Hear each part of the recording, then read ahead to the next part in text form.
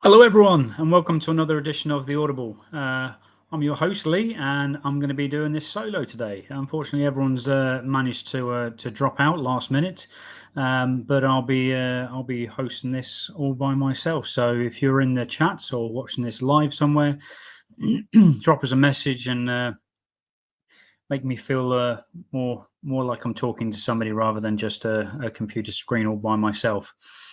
So as this is going to be going now, what we're going to be doing is we're going to be talking about the games that have happened in week one, the ones that are in the books, and then we're going to look into what's happening in this next week or so. So let's kick straight off with what happened in last week's game. We have the Philadelphia Eagles going up against the Cowboys, and the Eagles took the win 24-20.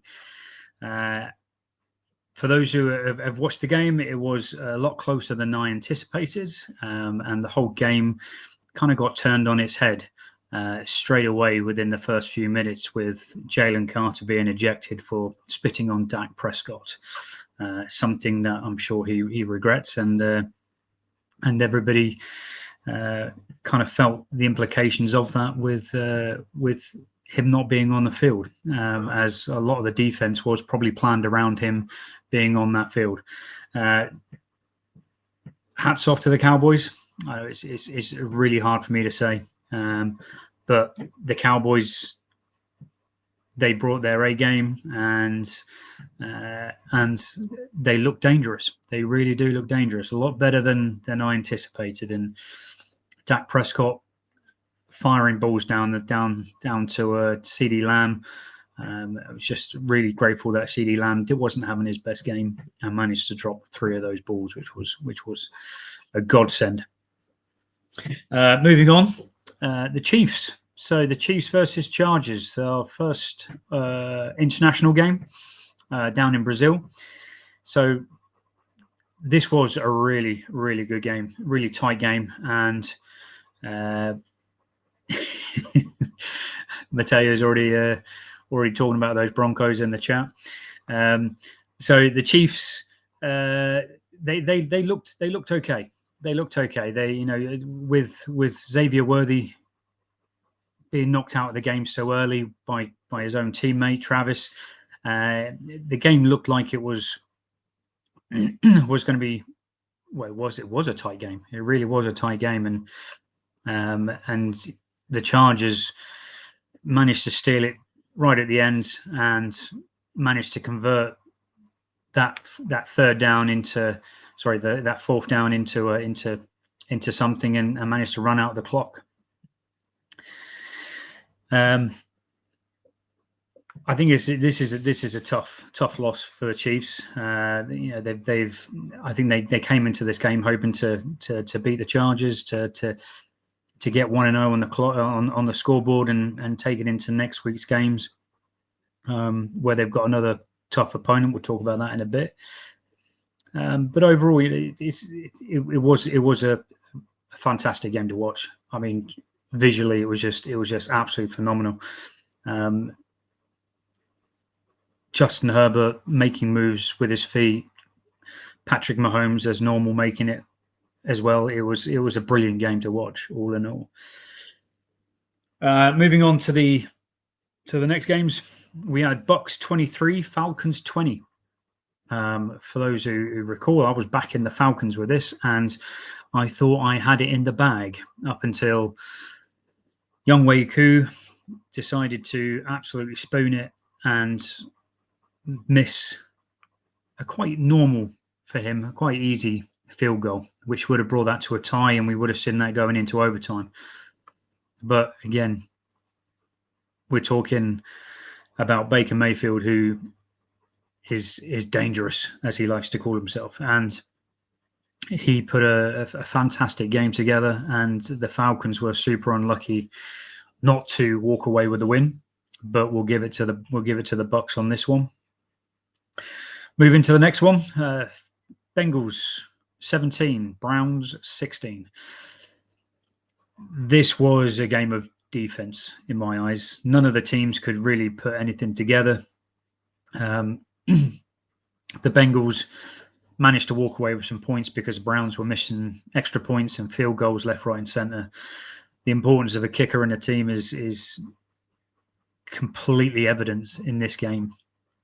And I'm sure there's special teams coordinators going to be working the kickers, not just in this game, but probably other games where the kickers have had a bit of a crazy start to the season. I'm hoping that the Bengals will come up with some more interesting games and their offense start clicking. But we'll go from there. So the next game, Panthers versus the Jags. So there was a long delay in this game due to the weather. We've had quite a few weather delay games this year already, with the Eagles and Cowboys kicking off the season with a delaying game. This game had a massive weather delay, and I think there was another game as well. But there was definitely other weather delay games as well. But the Jags, they look good. Travis Hunter getting his first few receptions as a wide receiver, looking really good. Obviously, the new head coach there is turning the Jags around. I don't think they're going to be threatening for the postseason, but it'll be interesting to see how they progress throughout the season. Another absolutely fantastic game was the Steelers versus the Jets.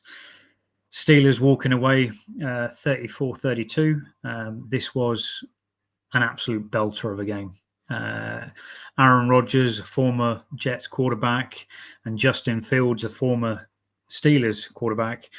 This was just on paper to be a revenge game for so many players, and it lived up to the hype, because with such a close scoring game, it was constant back and forth. And if it wasn't for that sort of final tackle at the end by the Steelers, I think the Jets would have perhaps snuck the win. But unfortunately, the Jets go 0-1, and the Steelers take the win.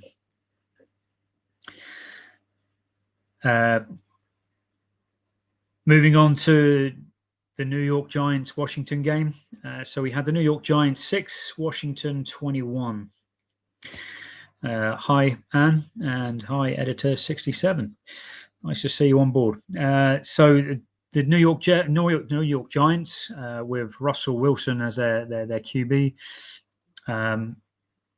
Russ appears to be slightly struggling with his accuracy and connecting with his team. I think they've obviously got a fierce opponent in the Washington Commanders there, but the Washington Commanders looked really good. Coach Ross asking the question there: Russell Wilson or Jackson Dart to start against the Cowboys? Well, Brian Daboll's already indicated that it's going to be Russell Wilson, but I think this is Jackson Dart's sort of is his team to command in the future. I think if Russell can't start clicking and start cooking, then I think Daboll is going to be forced to switch to Jackson Dart, and I think the media is going to make that evident if they can't pull it back in their next game. And my name's Lee. I'm one of the hosts of this show. We normally have Matteo and Steve as well, but unfortunately both of them aren't able to make it today.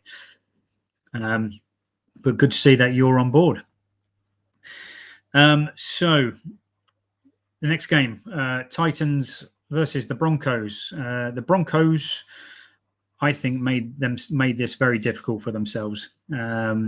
Obviously, with the Titans' new QB, he was putting together some fantastic plays with his legs and through the air, but the Broncos were making very, very easy mistakes, and I think that that these mistakes can be ironed out, and I think the Broncos can hopefully really compete to become postseason sort of contender.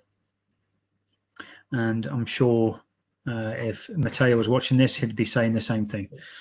But he's out in London at the moment having a meal with some of his family members, and we'll see how he feels about this next week. So a couple more games left. So we had the Niners against the Seahawks. Again, Seahawks with the new QB Sam Darnold, who's recently acquired from the Vikings, looked to be struggling in his new position there, but Brock Purdy wasn't having the best game either. On a positive note, Christian McCaffrey was on the field for the majority of the game, and he was injury free, which was really good to see. I know fantasy owners have often gambled to him as the first overall pick or picking it within the first round, and finding that he's actually injured of some sort. And I know pre-game he was struggling with a calf injury, but managed to make it make the game and looked good. It looked a big threat through the air and on the ground. Unfortunately, the news that we've heard recently is Brock Purdy's not going to be available for this week's game, so we're going to see how the 49ers fare up in their next match. Next game, Lions versus the Packers.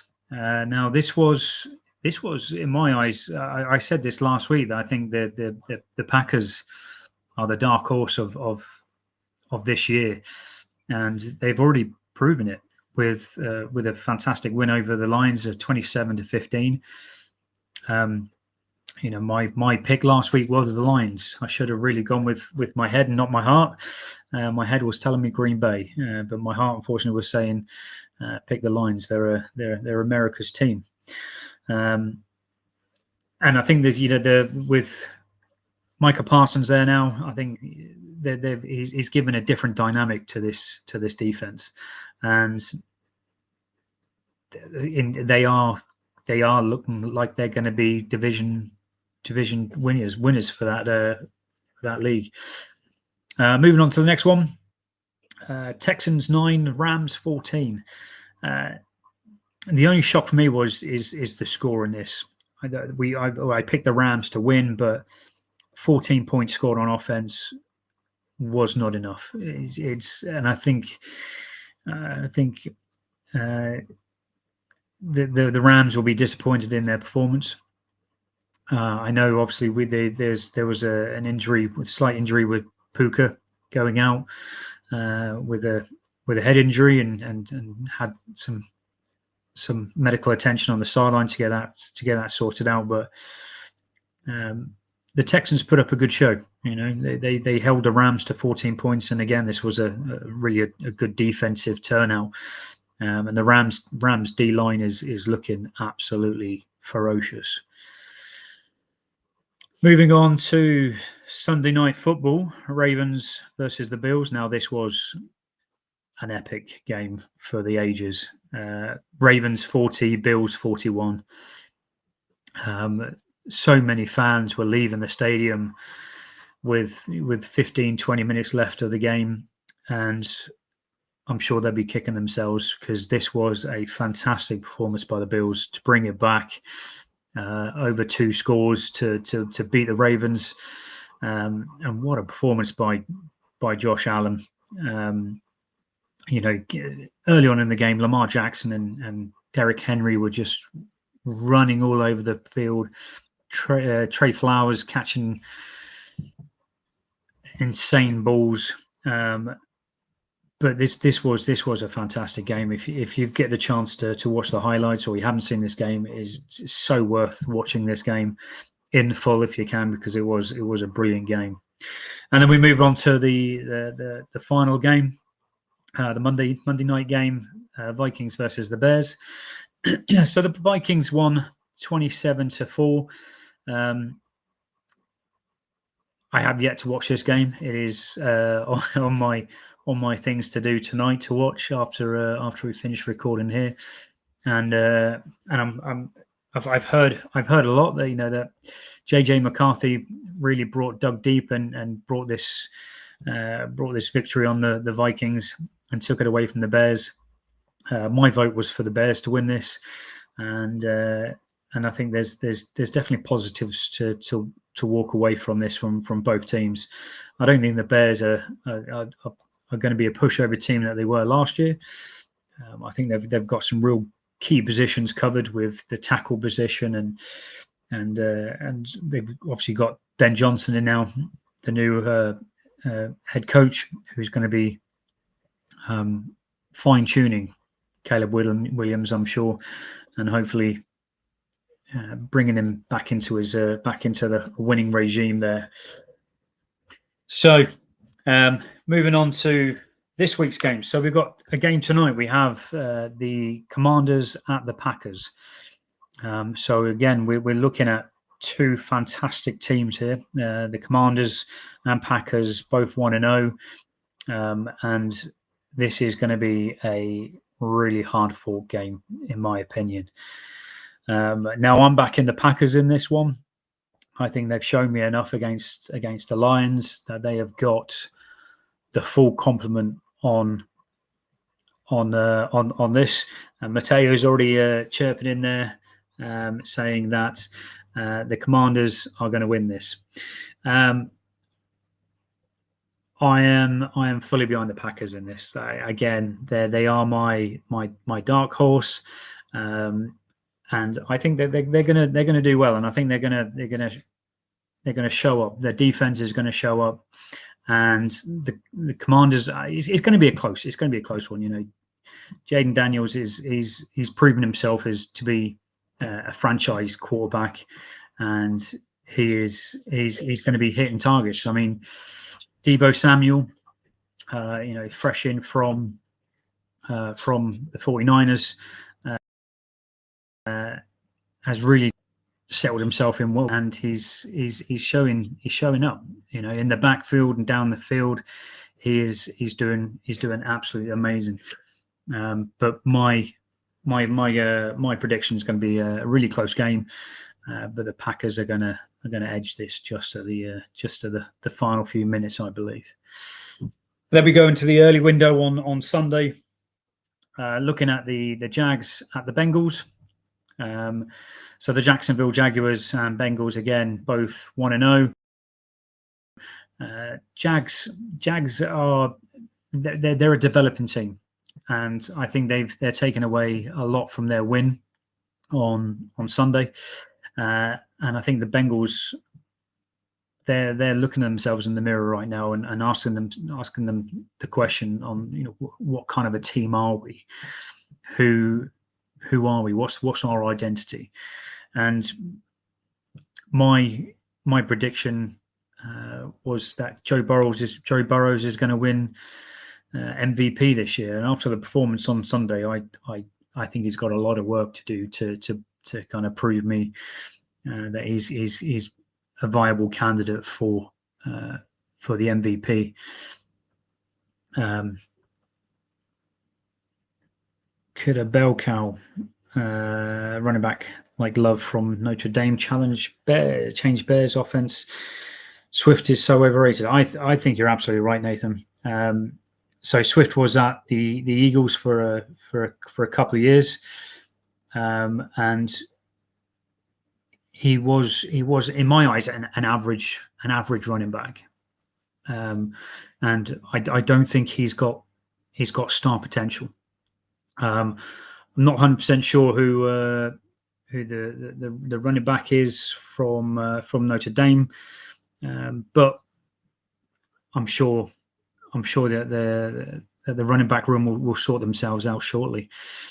But yeah, I think it's a great point. It's a great point there. A team needs a full complement of players in every position, You need to have that basis of your star wide receiver.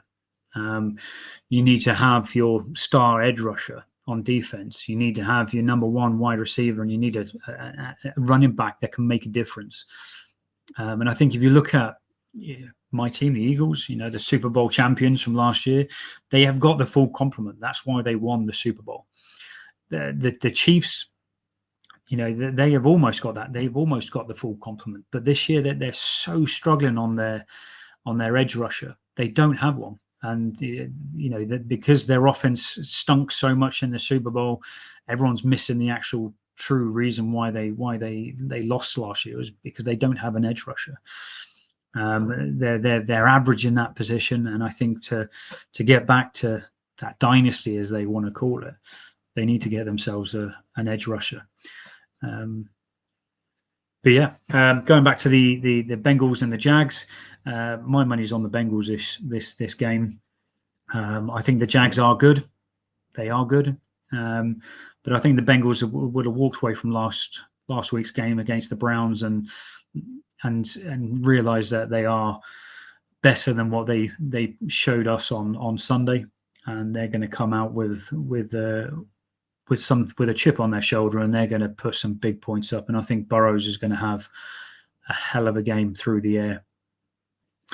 Moving on to the next game, Giants at Cowboys. Ben Lowe's, where are the others? That's a great question. Where are the others? So we've currently got Matteo, who's in London, out with dinner, and Steve is currently unavailable for tonight. So you've got me all by myself. So keep the comments coming in, guys, because it makes me realize actually somebody is actually watching me and interacting with me, which is always nice. But yeah, going on to Giants at Cowboys. I like this one. Let's go for this one. So Eagles is a blueprint for teams built inside out. Elite O-line turns a good back into a great, such as Saquon. Absolutely. Now, as an offensive lineman myself, and I'm sure Matteo can say the same thing, a team is only as good as strong as its offensive line. That's a no-brainer. You look at all the teams that made it into the postseason last year, they all have a fantastic O-line. And if you haven't got an O-line, you're not getting into the postseason. It is as simple as that. You have got to have an elite or a good O-line to be able to make it into the postseason. And without that, it's going to be a struggle. So yeah, thanks for the comment there, Nathan. That was good. So Giants Cowboys. I mean, as much as this absolutely tastes so bitter in my mouth, the Cowboys are looking good with Dak Prescott and CeeDee Lamb. There's still a few questions around their defense. Obviously, their D-line. They've lost one of the best edge rushers in the league in this generation. With he's now gone off to the Packers, but I think the Giants traveling to Arlington in Dallas to face the Cowboys is going to be a big ask, and I think this is going to be a fairly one-sided game. And I think the Cowboys are going to win this by probably 2 or more scores. Not much really to say on that one. I don't really want to hype up the Cowboys too much on this. Bears at Lions. Now, the Lions. Oh. How much did Ben Johnson play a part in the Lions being great? That is the question. With a new offensive coordinator and the new defense coordinator, how good is Dan Campbell? How good is he to bring up these Lions and to coach up these coordinators and to turn this team into a Super Bowl contending team again? The pieces haven't changed. The players on the field hasn't changed. However, the play calls. This is in my eyes a game for the Bears to win. And I think Nathan's probably a Bears fan in this one. Bear down. But yeah, I think from the performance from last week from the Bears, I think this is a Bears win in my eyes. So moving on to Rams at Titans. Now, as we said, the Titans put up a great game against the Broncos. Cam Ward obviously having his a great rookie sort of first game of his NFL career, and it was just unfortunate that he was up against Sean Payton, who's a fantastic head coach, and the Broncos, who are a fantastic defense. Can the Titans overcome the Rams? They're going to be in Tennessee. They are the home team. The Rams will be traveling. What state is Stafford in with his back? There's so many questions surrounding this. But I have the Rams. I have the Rams winning this one. Going back a little bit for this one, Ben obviously picks up a really good point here. Losing Ragnow at center is brutal. And again, we said earlier, having your offensive line is important. And Ragnow was the leader of that offensive line, as is most centers. And losing a veteran like Ragnow is going to be painful for the Lions until they grow. Whoever's in there at the moment, I can't remember who's actually. I think it's the guard who's moved across, hasn't he? His name's passing me now, but yeah,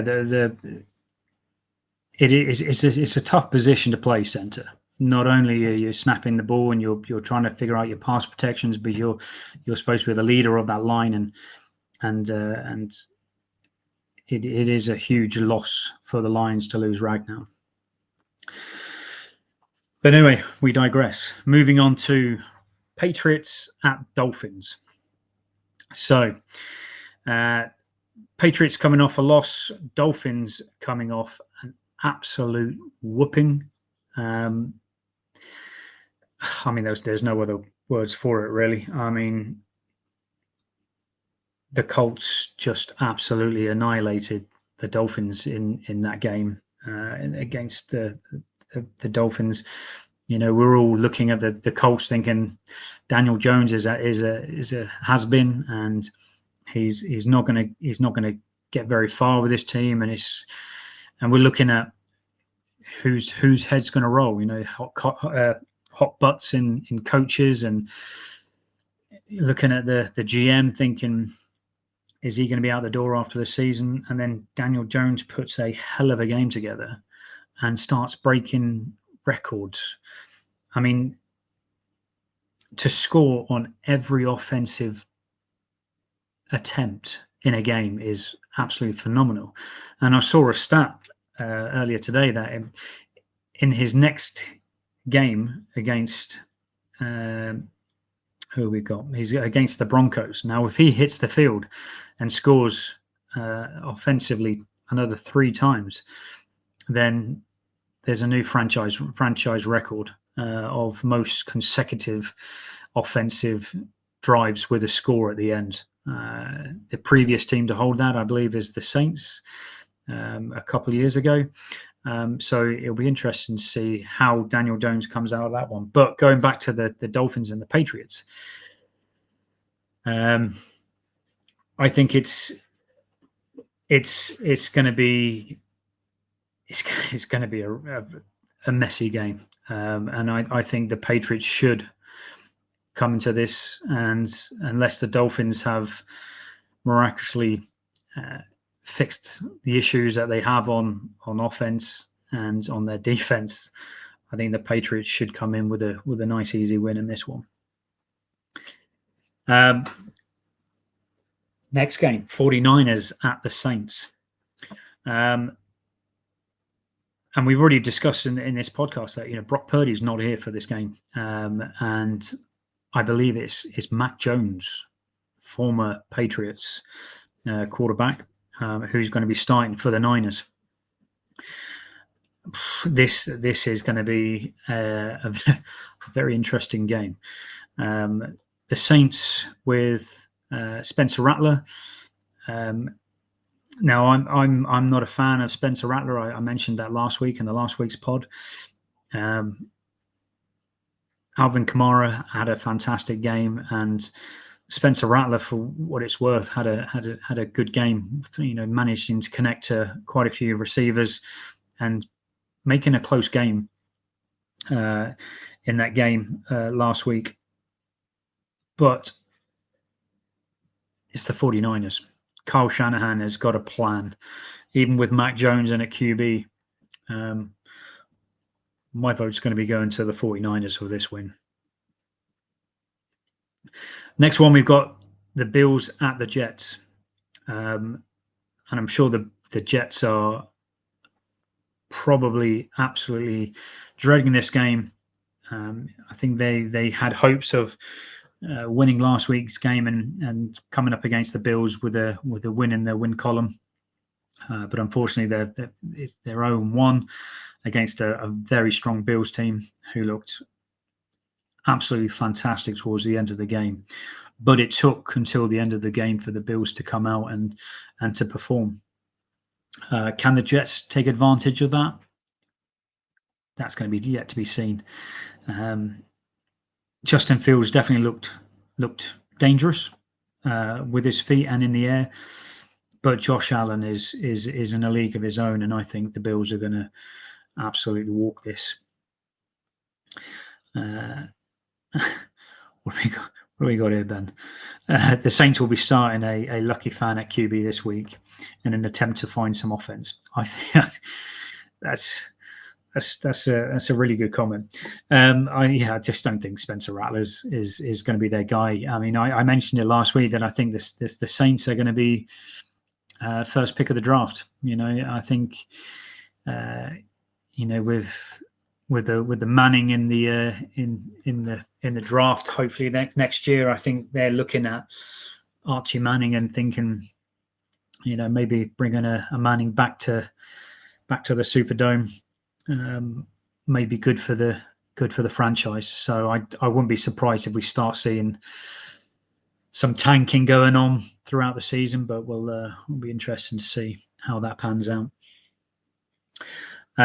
So moving on to the next game, still in the early window, we've got Seahawks at the Steelers, and I think Aaron Rodgers showed me enough last week that he's gonna walk with this game.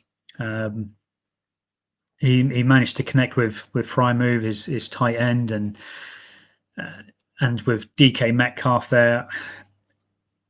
It is a strong offense. My questions were around Aaron Rodgers and how he's going to perform within that offense. And I think this has been a new lease of life for him.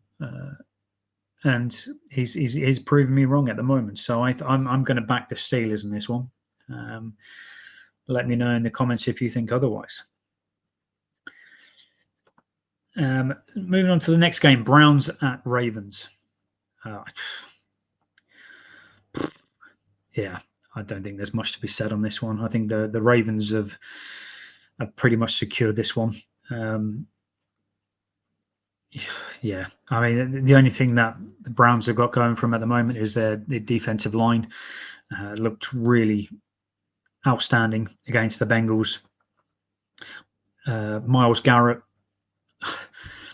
sacking amount of times that he sacked Joe Burrows in that game was absolutely phenomenal. And I don't know where you guys watch your games on a Sunday. I'm a massive Red Zone fan, so I'll stick Red Zone on and listening to Scott Hansis on that, saying that Myles Garrett has sacked the QB the most times is Joe Burrows, was no shock with the amount of times he was getting into the backfield and putting Joe on his backside. However, he's got Lamar Jackson to chase in this game, and I think without a shadow of doubt, this is the Ravens game to kind of claw back some some face against their loss against the Bills last week. Now we've got the Broncos at the Colts. We've got the Horsey Bowl. We've got two teams coming off 2 wins, and Daniel Jones against Bo Nix. Was it luck? Was it luck that Daniel Jones had such a good game? Was it just teething issues for the Broncos? I'm sure if we had Mateo in here, he would say Broncos are going to win this hands down, and I'm inclined to say the same thing. I'm inclined that Broncos are going to win this hands down, and it's going to be a hell of a game. Next one, Panthers at the Cardinals. Panthers at the Cardinals. The Panthers aren't looking good.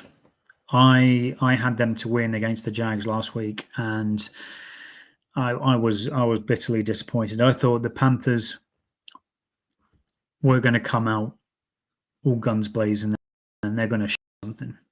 However, the performance that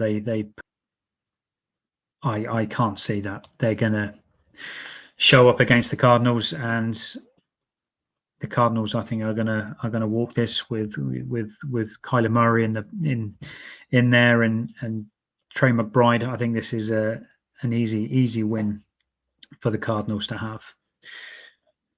And then we have my Philadelphia Eagles traveling to Arrowhead to face the Kansas City Chiefs, the 0-1 Kansas City Chiefs, who has just lost Xavier Worthy to a dislocated shoulder. Although I think he's going to be playing in this game.